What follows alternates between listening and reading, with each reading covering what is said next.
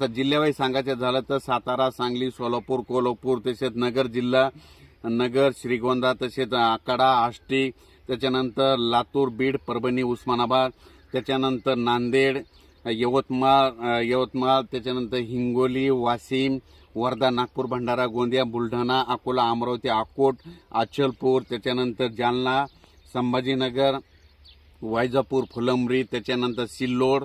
त्याच्यानंतर पैठण, श्रीरामपूर, संगमनेर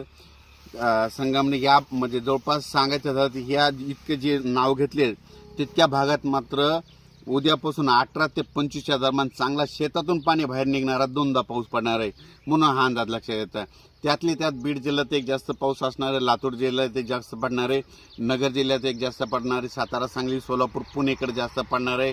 आणि कोकणात देखील चांगला असणार आहे म्हणून हा अंदाज लक्षात यायचा। फक्त ह्या पावसाची बॉर्डर तुम्हाला एक सांगू इच्छितो, म्हणजे आपल्या याच्यापासून म्हणजे यवतमाळपासून जर धरलं तर इथपर्यंत लासलगावपर्यंत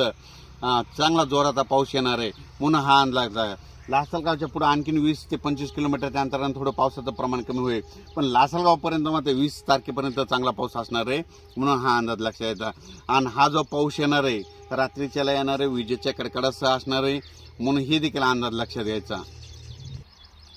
तसं तर सांगायचं झालं तर हा पाऊस म्हणजे आज 17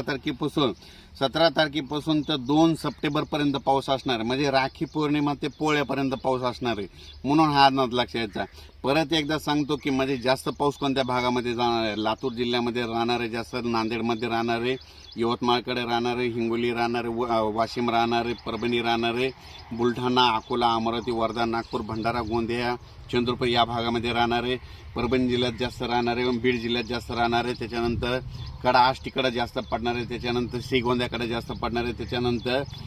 जत भागामध्ये पाऊस कमी येतो तिथं देखील आता हे पाऊस जोराचा पडणार आहे, सांगलीकडे पडणार आहे, कोल्हापूर, सोलापूर तिकडल्या भागात देखील जास्त पडणार आहे, पंढरपूरला जास्त पडणार आहे, त्याच्यानंतर सांगायचं झालं तर नगर देखील जास्त पडणार आहे,